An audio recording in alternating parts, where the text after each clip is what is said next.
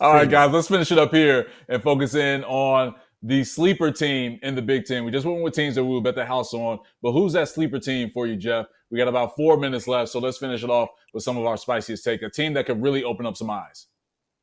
I mean, for me, it's probably Maryland. Like I think they did a good job in the portal.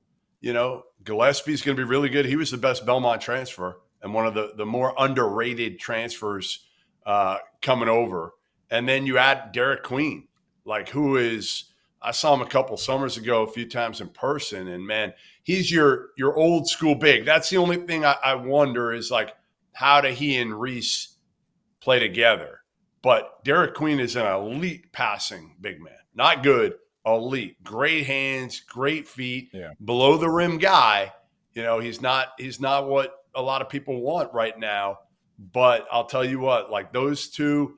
With now, you know, some of your younger guards having a year under their belt, I don't know. I just feel like maybe Maryland can get back to surprising people like they did 2 years ago in Kevin Willie's first year. All right, Jeff, going less with the bouncy Terrapins. Chris Webber for Derek Queen. A less bouncy Chris Webber.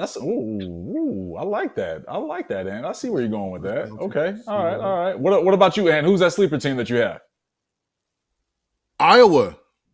Fran McCaffrey he just finds ways to finish in the top 7 almost year in and year out. You get Peyton Sanford back. To me, he's like Reggie Miller. I mean, you look at his game and Reggie, it's very, very, it's like very identical. Josh Dick's back. We saw stretches with him last year where, you know, he took over some of the scoring. I think Tony Perkins leaving frees up a lot more role and responsibilities for Josh Dix, and that's going to just make things a lot better. Owen Freeman is coming back. Brock Harding is back, and I just trust Fran. Maybe not in the tournament, but when it comes to Big Ten play, absolutely I trust Fran. Look at his track record the last several years on where he falls. I mean, Peyton Sanford. I mean, Fran just has ways of putting out All-Americans. Don't be surprised if Peyton Sanford has a crazy year and ends up on like a second or third team All-American. I mean, he could have got drafted probably mid-second round, and probably got on a two-way. Yeah. I mean, that is a really good player coming back in this league, man. Probably the best shooter in the country, and I say that because he's asked to do much and shoot so many different ways. I'm not saying, spot up and spot up. No, he's coming off curls and he's asked to get the ball and come off pick and roll and shoot it. He's coming off fades and he's reading so much in transition. He can shoot like within 30, like without a doubters. I mean, he's such an electrifying player that nobody's talking about being back in the league.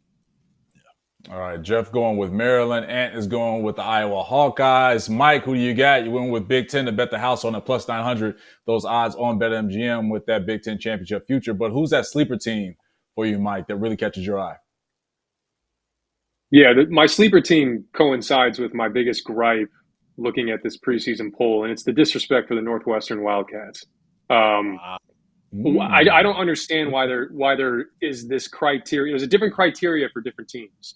Why is it that Purdue loses one of the greatest college basketball players of all time, and we use like the familiar faces, good returners theory, yet Northwestern loses Boo Buie and returns Barnhizer, who's an all Big Ten, all defensive guy, all Big Ten team and an all defensive guy. They return Ty Berry. They return Matthew Nicholson. They return Nick Martinelli, who I thought came on late last year. Like, this is a really solid core, and yet that same criteria doesn't apply to them. Not only does it not apply to them, it sends them to 16th in the conference. And like for them to be 16th, given the coaching job that I think Collins has done the last few years, is crazy.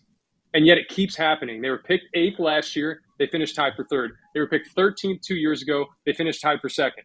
And Barnhizer, this is just my opinion here, Barnhizer has a potential to be a first-team all-league guy. He put up numbers last year that hadn't been done in the conference since Draymond Green. So I just think it's crazy. They're well coached. They guard. I think Jalen Leach is a guy they added from Fairfield that he's not going to have the same production as Boo Buie, but the one thing he has in common with him is irrational confidence. They both have those. So I don't. 16th feels wild to me. I know the Big Ten is going to be bunched up in the middle. I know that, but for a team that's finished top 4 the last 2 years, and then the 16th with the pieces they had coming back, I thought was insane.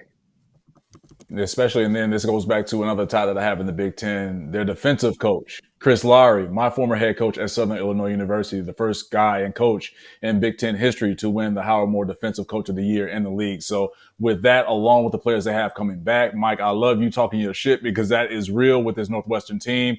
They're using that spot in that media poll at 16th as fuel to their fire. So it's going to be interesting to see where the Wildcats finish up. They have some pieces there. So I love the pick from Jeff with Maryland. Of course, what Ant said about Iowa, because they have a lot of guys coming back shooting the ball wise that will definitely add other elements to their offense.